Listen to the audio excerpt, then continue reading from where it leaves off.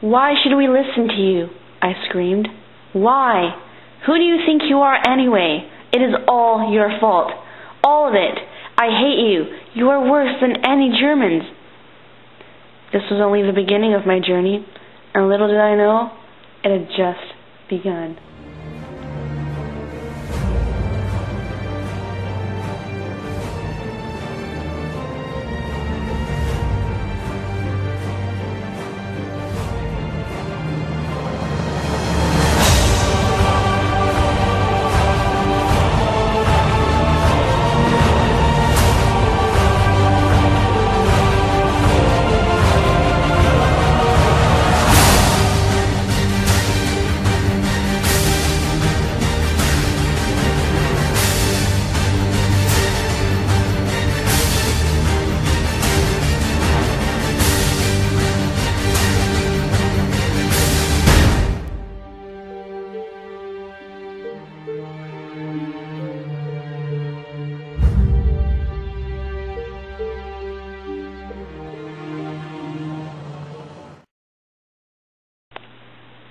Hey you, what are you looking at?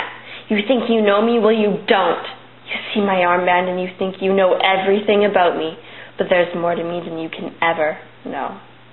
It all started when my dad died. The day after the funeral, my mom needed some time to think.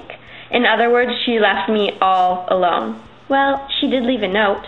I was 5 years old. I couldn't read. She came back 3 days later, after I had run out of food, and the whole time all I could look at was the happy family across the street. I never had anybody. That was until I met Brad. We were meant to be together. He gets me. He was the one that introduced me to the Aryan warriors. You could call it neo-Nazi. They are my family. We protect each other and get rid of those stupid Jews like Simon. Yeah, you know him, that stupid kid from across the street. The one that was always happy when I was sad. Yeah, we made him pay. Just because my mom thinks it's Brad's fault that I got in this motorcycle accident. It's not. It's Simon's fault. If it weren't for people like him, we wouldn't have ended up in this freak crash where Brad got out without a scratch and me, I end up here. I wish that stupid old baby would stop.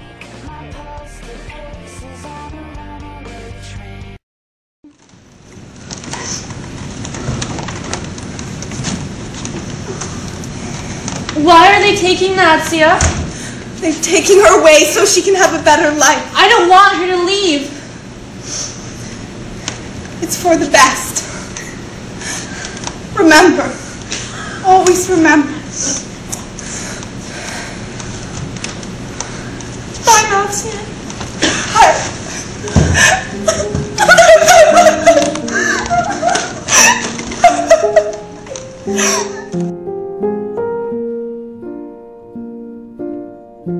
All around me are familiar faces, worn out places, worn out faces, bright and early for their daily race. Oh, I didn't see you come in. No, it seems to me that the cause of Hillary's hatred stems from her father's death and her mother's abandonment, because her mother was never there. She had to turn sacrifices to find comfort, which is why she found solace in Brad's country. Brad offered her a world that would accept her and make her feel powerful. I believe that the author made Kana so innocent to contrast greatly with Hillary's fulfillment. Hillary is a very troubled youth, and we will see her go on a journey to find the difference between right and wrong. Hey you! Stop it with the prayers, Mother. I've had enough. You only found God because it was the only way to forgive yourself for hurting me. I know you can't hear me, but I wish you could shut up. You were never here for me, so why should you be here now? Your ways and your doing have brought this upon you. This is your doom. And it is bitter. It has reached your very heart. Hillary was a very complex person. She was troubled so deeply when her mother left that she was changed for life. When her mother found religion, it was like all her problems were gone, per se, and she didn't need to worry about Hillary anymore. But Hillary didn't forget 3 days her mother was gone, all Hillary could see out the window was Simon, the little Jewish boy. And all she could feel was anger and hate, per se.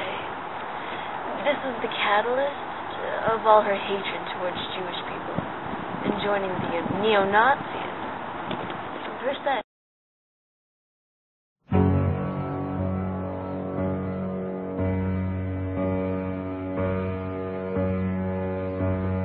There's a possibility.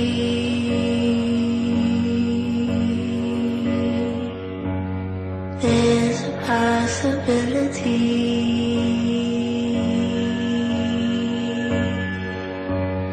All that I had was all I gon' get.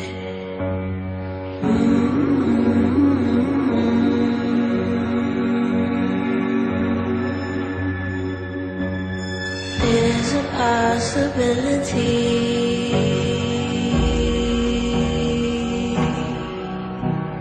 There's a possibility.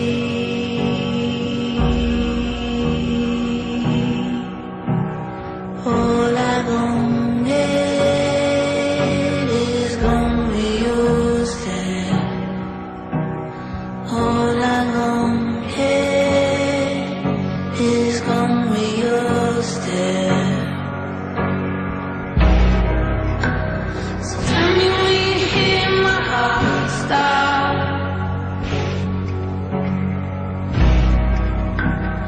You're the only one I know.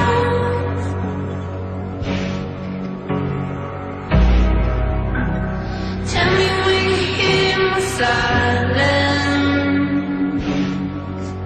There's a possibility I wouldn't know.